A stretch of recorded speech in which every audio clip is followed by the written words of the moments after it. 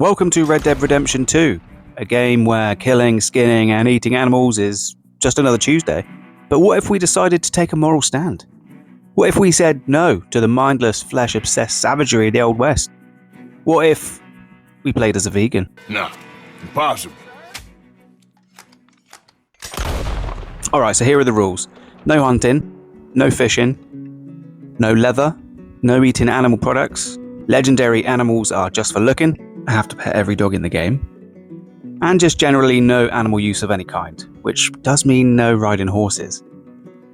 Right, okay, so I may have to ride a horse here and there. I mean, I can't get past the first mission without riding one. Trust me, I tried having a word with Charles, but I decided to be pragmatic in the early stages. So yeah, I'm only doing it when absolutely necessary. If I'm being chased by a terrifying predator, or I need to make a quick getaway from gang members who don't fully understand my position on animal rights, then yeah, I'll hop on. I'm just aiming not to generally treat my companion animal like a commodity, and I won't be selling them off to some mustache-twirling stable owner just because he isn't the fastest breed. But most of the time, I walk. It makes the journey longer, way longer, but at least I get to take in the scenery and reflect on life. Honestly, I can't explain just how much walking there was during this playthrough. It's just as well this game is so visually stunning. Who needs the real outdoors and then marvelling at this? After a while, I did try to do my civic duty and take other forms of transport. Boating was very nice. The hot air balloon had promise. The tram, the handcar, swimming, and of course the train. Public transport, sure, but coal engines put me off a bit. So in the end, it was back to more walking. Of course, this does lead to some issues. We've all been there. Your gang is gearing up for a high-stakes mission. Tension's high, the music swells, everyone dramatically gallops off into the night, a blur of dust and determination. And then there's me, Arthur, power walking a solid half hour just to catch up, arriving sweaty and out of breath, right when everything's already kicking off. But do I regret it? Absolutely not. Standing by your principles means sometimes looking a bit different. Chapter 2. Off to a shaky start. Oh, here we go. I bet the meat flakes are loving this. Oh, can't even get through the prologue. I'd love to say I made it through this entire playthrough without taking a single life of an animal. But sometimes, survival forces your hand. At least that's how it's presented to us here. Freezing to death in the grizzlies seems to be my only other option, and Charles is talking a good talk about respecting the land and the animals. Could he eat more beans? That's not for me to say. If you're genuinely killing for survival, or for self-defense, I can see the logic in it. It's definitely more in line with the natural order of things. I wasn't convinced this situation was as desperate as the game makes out. I mean, I did actually manage to get down to Valentine and back before the mission began, bringing back enough vegan food for everyone. But for now, I'll go along with Charles and say that this is for survival, mostly because I don't have a choice. I'm going to eat twice as many beans just to make up for this. Chapter 3. Survival on plants alone. Food in Red Dead Redemption 2 is a big part of survival, and since we won't be killing any more than we need to at least, that means we're surviving on berries, canned veggies, mushrooms, herbs, and whatever plant-based foods we can scavenge. It turns out the best way to do this is, well, just robbing people. Hand it over, mister. I need those chickpeas. It also means no dairy, which I figured wouldn't be a problem because, you know, it's $18.99. And then I checked the labels. It turns out even canned apricots have dairy in them. Sure. Chapter 4. When herbs take priority over ammo. Ah yes, because clearly the only way to carry more stuff is by murdering lots of animals. No leather means no satchel upgrades, and absolutely zero extra room for my ever-growing collection of random herbs. So welcome to the minimalist cowboy, where I can't carry more bullets, but there's always space for a handful of mint. Damn, I'm out of bullets. First chance I get, I make sure to strip every piece of animal skin from my wardrobe. Shoes. Do I have to be barefoot? I just don't want to wear an animal's skin on my feet.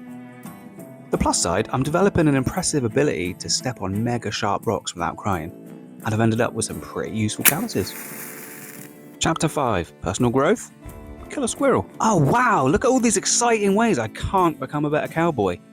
Let's see. Shoot a rabbit from horseback. Nope. Kill and skin 5 deer? Hard pass.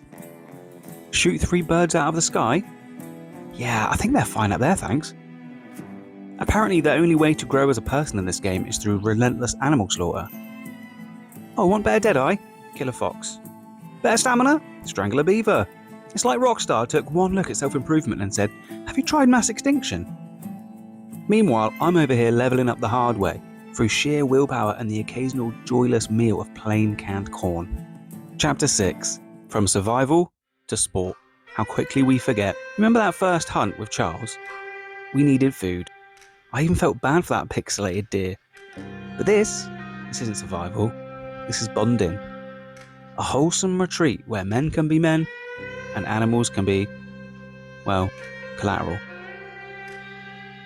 Alright, maybe some of it's still about survival. A little fireside dinner, just like the old days, right? Wrong. The second I drop that poor rabbit at Hosea's feet, what does he say? I'm fine. I don't like eating this late. You son of a bitch. Oh, so now we're just killing for fun. That rabbit didn't die for food, it died for vibes. And this is just the beginning. Morning comes, and it's on to the main event. Hosea's giddy to track this monster. He talks like it's a grand adventure. Wholesome killing. And the bear, the way this game presents him, you'd think he was some kind of ancient evil. A terrible force that must be conquered. Meanwhile, he's probably just stretching, wondering why two weirdos won't stop stalking him. The real beast here? The one holding the rifle. We didn't need this bear. We weren't starving. This was just a fun outing, a memory for the scrapbook. Two pals, one big gun, and an animal that never stood a chance. And tell me, how is this any different? When we hear about rich idiots paying thousands to shoot wild animals, we call it what it is. Sick. But slap a sepia-toned filter on it, add a harmonica, and suddenly it's noble. A rite of passage. The game wants me to believe that this was different. That because it's 1899, it's somehow pure. But whether it's then or now, killing for sport isn't about survival, it's about power. And just like the rabbit last night, this bear was never really on the menu. Chapter 7. Fishing. The real problem. Fishing. One of the most relaxing activities in the game, right? A wholesome pastime. A bonding moment between Arthur and Jack. A way to enjoy nature. But think about it. If you saw a man hooking a dog in the mouth and then holding him under the water until he drowned, you'd probably shoot that guy too. So when I see a fisherman doing the same to a fish, well, let's just say the only thing in this playthrough that's biting is justice. Chapter 8. The White Arabian. There she is, a symbol of freedom, dignity, and grace. A fleeting whisper of beauty in a world where the average citizen is about 3 whiskey shots away from committing a murder. She stands there untouched by the chaos, a pure and untamed spirit. Meanwhile, back in town, some guy is brushing his horse's mane while eating a steak, completely missing the irony. I could break her spirit, name her something like Marshmallow Thunder, and gallop her into battle. But no, she's not a prize, she's not property. She does not exist to serve me, to carry me, to be an accessory to my poor life choices. And just like that, the only living being in this entire world that wasn't trying to kill me, rob me, or upsell me on premium gun oil is gone. Off into the wild where she belongs. Meanwhile, I've returned to civilization, where the people will soon remind me why I always prefer the company of animals. Chapter 9. The Downward Spiral. Dystopia, despair, and drinking. I came into this playthrough with high hopes. Maybe I was arrogant to think I could make a difference, that I could live by my principles.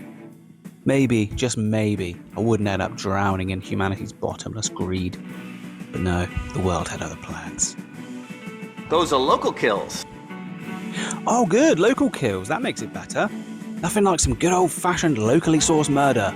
You can't even take a peaceful stroll through the wilderness without tripping over mankind's latest contribution to the why we deserve extinction list. Meanwhile, I'm over here, barely holding it together, wondering if it's too early to start drinking. So I did what any self-respecting man having an existential crisis would do. I leaned into the problem. At first, it was just a drink to take the edge off. Then it was 2. Then it was, let's get obliterated with Lenny and forget this whole world exists. Next thing I know, I'm waking up in a barn, covered in hay and regret. Wondering if I can black out my way through the rest of this godforsaken playthrough. And then, of course, came the morning after. Reality slamming into me like a runaway stagecoach. Humanity, still a plague. The world, still a dystopian nightmare. And worst of all, I was out of whiskey. Chapter 10. John Marston's Dairy Nightmare. The Milkman Cometh. There are many horrifying moments in this game, but none compare to the time John Marston is forced to milk a cow. The sound, the warmth, the sheer wrongness of it all. And nobody says anything. John just accepts it, grimly tugging away at an animal's body like this is a normal, positive experience. But let's be honest, if I walked up to you with a cup of warm human breast milk and said, "Drink this, it goes great with cookies," you'd call the authorities. But somehow, when it's from a cow, it's the good old days. The dairy industry in real life is a total nightmare. But this mission, again, makes you feel like this is wholesome. If only we could all go back in time and all live on a homestead. Is this less harmful overall than today's factory farming? Obviously it is. But let's not forget one of the core themes of this game: progress. This domination of nature has led us exactly to where we are now. Lastly, can we try to take the perspective of this pixelated cow? Hard as it is, as this game presents her as a lifeless milk machine. She's given birth to her baby and her instincts are telling her to feed. But instead she's just standing there, resigned to her fate, staring into the abyss as yet another pair of human hands go to work on her. Oh, she's seen things. She knows there's no escape. Arthur would have never let this happen. I think it's a real bad idea. Chapter 11. The Pathless Path. There is a monk high in the mountains. I find him, or maybe he finds me. Quiet, seated in stillness, as the wind moves around him. "You walk," he says, "while others ride, yet all paths end the same way." I nod. I explain about my playthrough, the awareness of the suffering in my attempts to try to reduce it, the frustration of it all. He smiles. The man who renounces violence but keeps a sword is not yet free of violence. I nod again. The monk smiles. Perhaps it's enough to walk your path. Perhaps not. He closes his eyes. The bird does not ask where the wind will carry it. I leave him, unsure if I've learned anything. Maybe that's the point. Chapter 12. Small victories in a cruel world. Despite the overwhelming frustration of a vegan playthrough, there are moments of pure satisfaction. Sweet poetic justice that reminds me why I'm doing this in the first place. Feeding Angelo Bronte to the alligators? Probably the most vegan moment in the entire game. Seeing a horse kick its owner straight into the next life? Magnificent. Nothing quite like the instant karma of a beautiful creature sending a guy flying into next week at high velocity. Meeting a pleasant enough gent who challenges me to a friendly shooting competition. We take out some bottles, a friendly wager complete. I win a tidy $5. Then he suggests shooting innocent animals out of the sky. Whoever shoots 4 birds out of the sky first wins. And then there's the trapper. Oh, the trapper. Finding some fool caught in his own bear trap, desperately pleading for help. Do I help? Of course not. I simply nod, appreciate the irony, and continue on my way. Because if you make a career profiting off suffering, it's only fair that the universe returns the favour. These little victories make the struggle worth it.